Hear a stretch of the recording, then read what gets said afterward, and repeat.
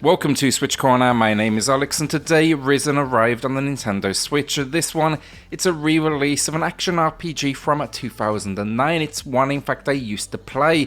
Actually, I was a big fan of the game as well, so I wanted to take a look and see how it held up on the Switch with an overview of the game itself, as well as a performance review. So with that, hit subscribe, join us here for reviews and deals daily, and let's get started.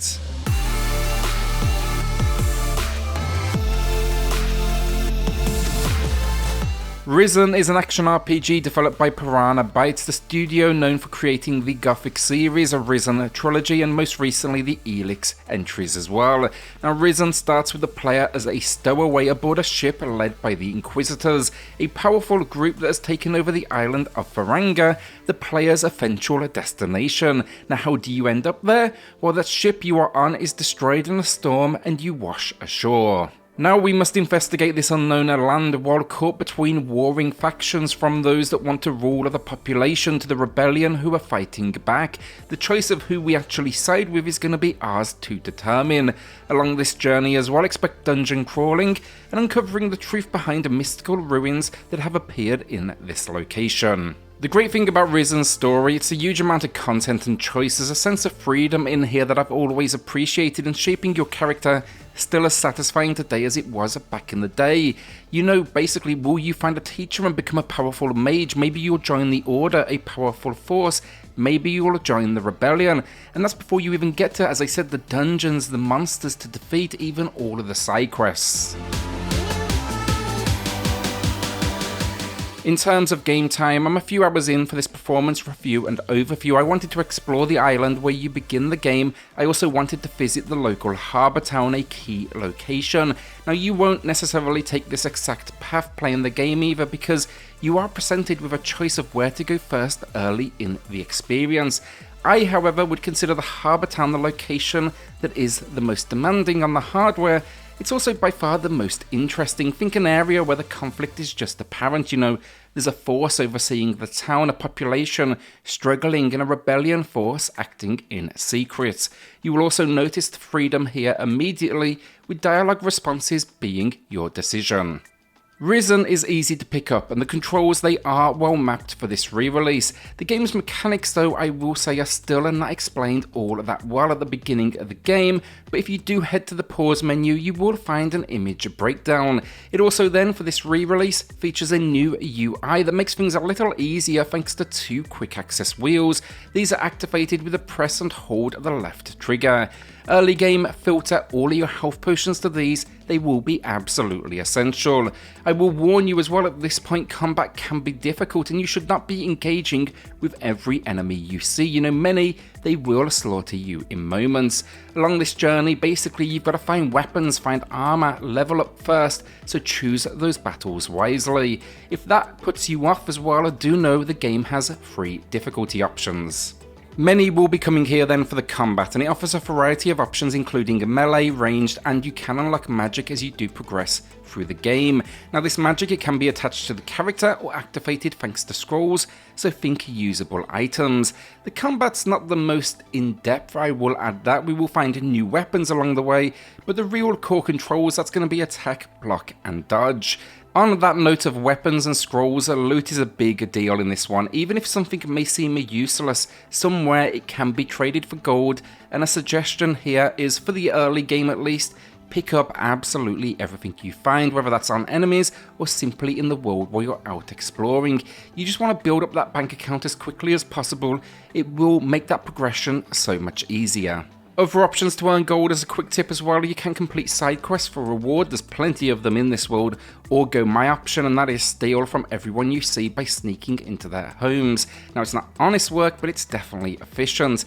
If you do decide to go the side quest direction, they are fun, such as an early game example, finding a woman's missing sons. This particular side quest as well actually sums up Risen perfectly, and that is, it's a game that takes its time to unfold. It doesn't really offer much guidance, but it rewards players who are willing to explore and discover on their own. For this quest, the game basically gives you nothing though. It just says there's 3 sons out there somewhere, go ahead and find them. It's really a game that's going to reward that curiosity from the player. Alongside combat and loot then, Risen offers basic control options including sneaking, jumping, and using the D-pad for quick access to menus including quest lists, character setup, and a much needed map. While I do enjoy the aforementioned combat as well, I would say your success here will primarily depend on the quality of your equipment, so think your sword, your shield, your bow, and your armor.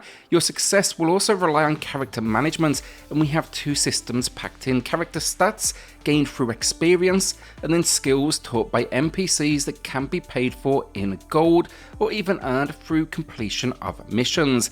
Basically, look at it as shaping your hero through skills but then reinforcing effectiveness through those stats. Overall for the gameplay, Risen is definitely a slow starter. It's an action RPG that's as much about exploration and conversation as it is about combat, and that's reflected in the story. It's going to take a good 30 hours. You could easily top out at 60-70 though with this one if you start facing all of the different side quests. What I will say though is the game does pick up quite a bit of pace. Just expect a slow opening as it establishes this world where you kind of also determine your allegiances. The game can be confusing as well, and you may find yourselves often lost in its open world, simply looking to stumble across some form of direction. But that is where you can have the most fun with this game, finding those secrets, finding these different monsters, finding new NPCs that may be friendly or, of course, enemies. So with all of that said, if you can get past its often dated design, the reward is absolutely worth it, and the dungeon crawling further into the experience, that is going to be particularly entertaining. Risen is an old game, and it definitely shows its age in terms of visuals and performance. Putting that out up front, the textures are outdated, the open world is somewhat small, also as well quite repetitive at times, and the animations, they are stiff. We have seen some work here for the re-release, but it's mostly minor, so think an improved resolution, the new user interface, and of course controller mapping. That said though, respect, because they didn't try and advertise this any other way. It also then has a built-in achievements, but I do believe they're just carried over from the other builds we've seen in the past. I do want to add as well, I absolutely appreciate the world they built here, and Piranha they've always kind of had a certain level of dated charm to their work, most recently demonstrated with Elix 2 on the Series X and PS5.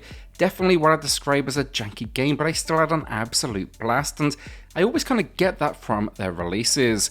Risen then also suffers from a somewhat empty world. There are plenty of enemies, but in areas like the town, the NPC count is just so small. Finally, for problems, it also suffers from pop-in, which I believe is a compromise to ensure the game has very few load screens. The only downside to this point is that when the game automatically saves, it causes a momentary freeze.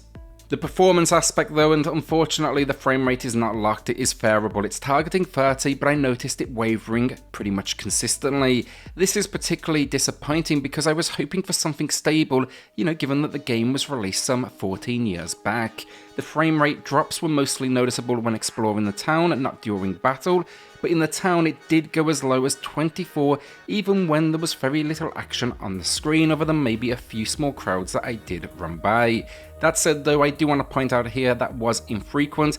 On average, I'd say it seems to float for the most part slightly above and below that 30 mark.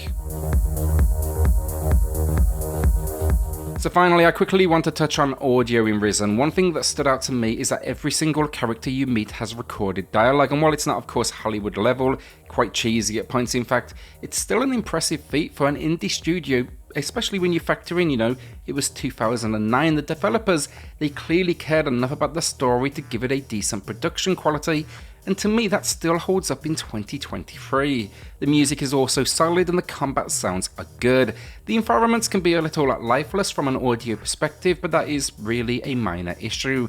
The only problem in fact I faced on audio when I booted up the game, the mix was in my opinion just completely off. The dialogue was way too low in that sound field. Thankfully though, you can adjust the dialogue, the music and the sound effects independently in the options menu, so it was a quick fix. Risen is a game that was released back in 2009, and here it's been re-released with some basic visual improvements, changes to the control scheme and a new user interface. However, it still shows its age with a small open world, pop-in and of course frame rate issues. The audio though, however, is a highlight with recorded dialogue for every character. It's got solid music backing it up, and then it can definitely be complex to control, and it really gives you little in the way of direction, but should you dive in, you will find an extremely rewarding experience with a narrative that will keep you hooked. My only other real complaints on this one, pricing. I think it's $30 or your regional equivalent. It may not really attract new players, and actually right now, I believe they are targeting those like myself with nostalgia for the IP. So are you thinking about giving Risen a try? Let me know in the comments. Also, let me know if you've played it before and what you thought about the experience. Consider then hitting subscribe for reviews and deals daily, and I'll see you all in the next video. Thanks everyone.